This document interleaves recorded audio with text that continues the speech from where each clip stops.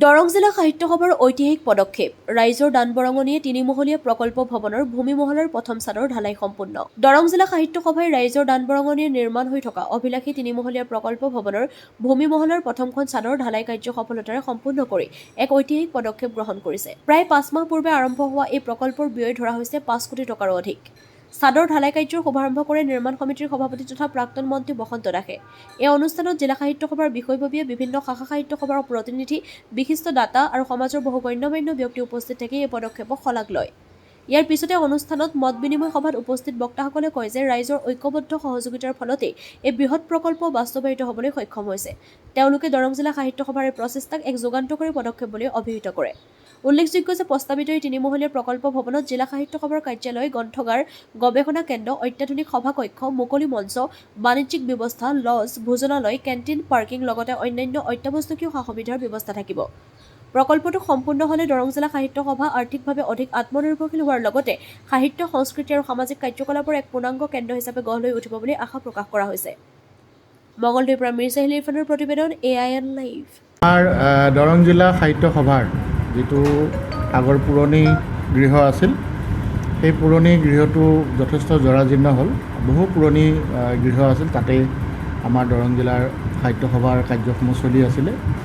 আৰু আমি বিভিন্ন সময়ত চৰকাৰী আমি প্ৰচেষ্টা বা চৰকাৰৰ ওচৰলৈ আমি কিছু সহায় বিচাৰিছিলোঁ আৰু মোৰ কাৰ্যকালতো মই চেষ্টা কৰিছিলোঁ, কিন্তু যিটো বহুত পইচাৰ দৰকাৰ সেইকাৰণে আমি কৰিব পৰা নাছিলোঁ। আৰু এইবাৰ আমি দৰঙী ৰাইজ, দৰং জিলা সাহিত্য সভাৰ নেতৃত্বত সকলো একত্ৰিত হৈ সমূহ দৰং জিলাবাসী ৰাইজে আমি এটা সিদ্ধান্ত কৰিছিলোঁ যে আমি দৰং জিলা সাহিত্য সভাৰ যিটো পুৰণি গৃহ আছে তাতে আমি এটা মাল্টিষ্টৰীত ভাল এটা বিল্ডিং বনাম, য'ত আমাৰ আগৰ যিসকল পুৰণা তাতে কিছু সৰু সৰু দোকান আছিল তেওঁলোকো থাকিব আৰু আমাৰ সাহিত্য সভাৰো যিখিনি কাৰ্যসূচী থাকে আটাইখিনি কৰিব পৰাকৈ আৰু গোটেইখিনি মিলাই এটা প্ৰায় আমি ৫ কোটি টকামানৰ এটা ভাল প্ৰজেক্ট এটা আমি বনাইছিলোঁ। 3খন ছাদ হ'ব আৰু সেই প্ৰজেক্টটোত আমি প্ৰথম পৰ্যায়ত চেষ্টা কৰি, যিহেতু চৰকাৰী পুঁজি অনুদান হিচাপে আমি পোৱা নাছিলোঁ, আমি দৰং জিলাৰ যিসকল সদাশয় ব্যক্তি আছে তেওঁলোকৰ লগত আলোচনা কৰি মই বসন্ত দাস, মই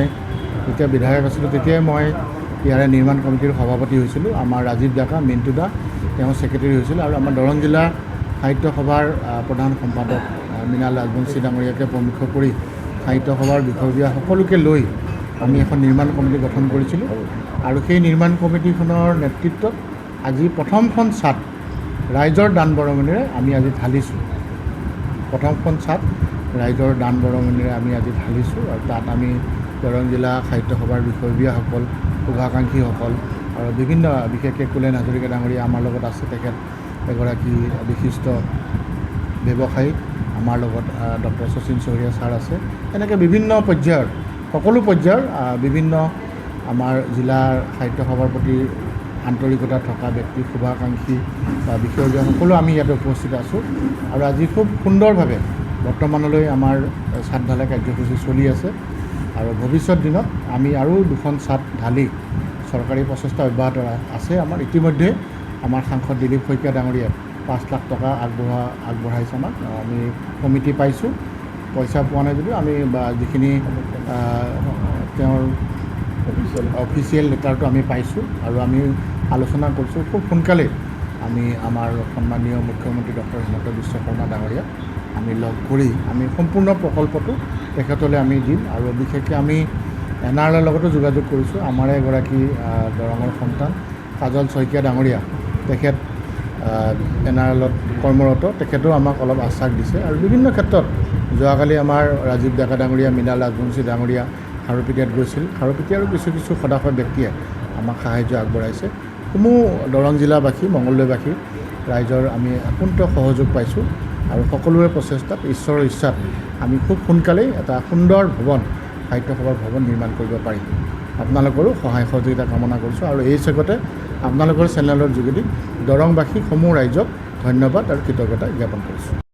যিকোনো খবৰ আৰু বিজ্ঞাপনৰ বাবে যোগাযোগ কৰক 7896121996।